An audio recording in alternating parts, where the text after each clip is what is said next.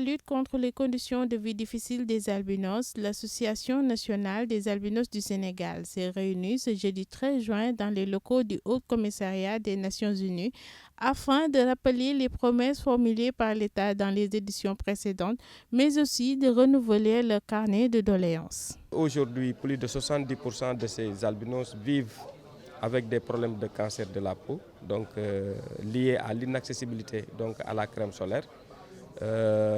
Plus de presque 98% sont illettrés et analphabètes, n'ayant pas accès à l'éducation et à la formation.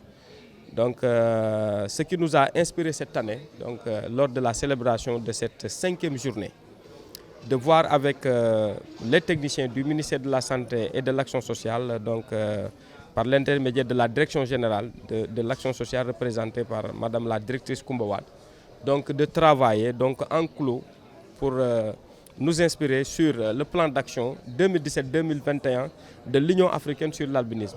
Ce plan d'action nous a permis aujourd'hui de mettre en œuvre un mémorandum que nous allons mettre à la disposition de ces autorités, mais aussi que nous avions mis à la disposition de la presse lors de ce point de presse pour voir avec eux la pertinence de mieux sensibiliser sur les difficultés auxquelles les albinos sont liés, mais aussi voir les solutions dans ce mémorandum.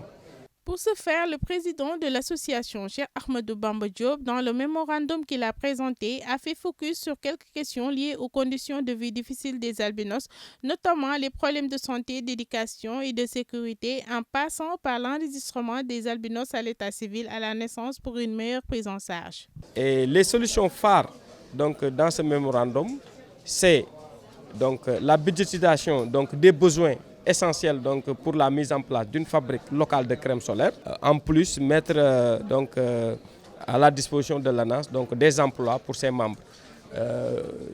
Le centre, qui est le seul centre d'albinos en Afrique de l'Ouest, basé à Thiès, qui sera utilisé comme office d'internat. Parce que vous savez qu'il y a un petit problème vis-à-vis des enfants albinos. Quand vous naissiez albinos, vous avez besoin d'une rééducation visuelle.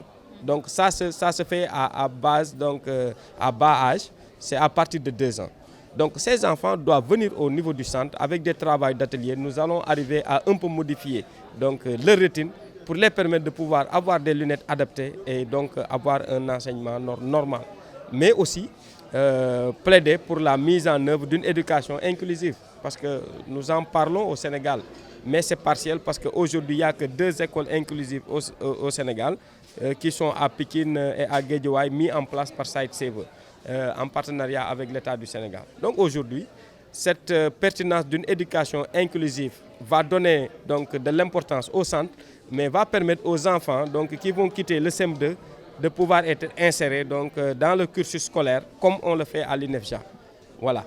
Au-delà de ça aussi, nous avons budgétisé le volet sensibilisation parce qu'on trouve que c'est tellement pertinent et essentiel d'avoir un programme de sensibilisation vis-à-vis des autorités, vis-à-vis de la population. Parce qu'aujourd'hui, si beaucoup d'albinos déplorent le fait de ne pas avoir accès à la carte d'égalité des chances, c'est dû à la non-inscription dans les registres d'état civil.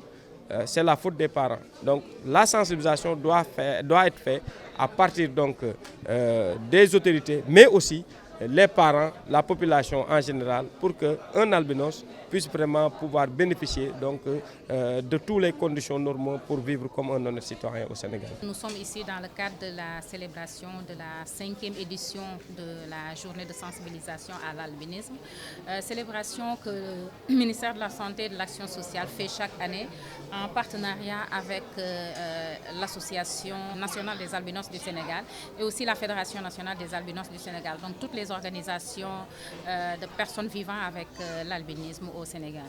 Alors, cette journée est une occasion de revenir un peu sur les éléments de bilan. Qu'est-ce qui a été fait concrètement dans le cadre de la prise en charge et la promotion des personnes vivant avec l'albinisme, mais aussi surtout de voir quelles sont les perspectives à venir. Alors, cette édition, la 5e, a été célébrée d'une façon différente des autres quand même. Nous avons tenu à faire un point de presse avec l'ensemble des organes de presse, en tout cas la majeure partie des organes de presse.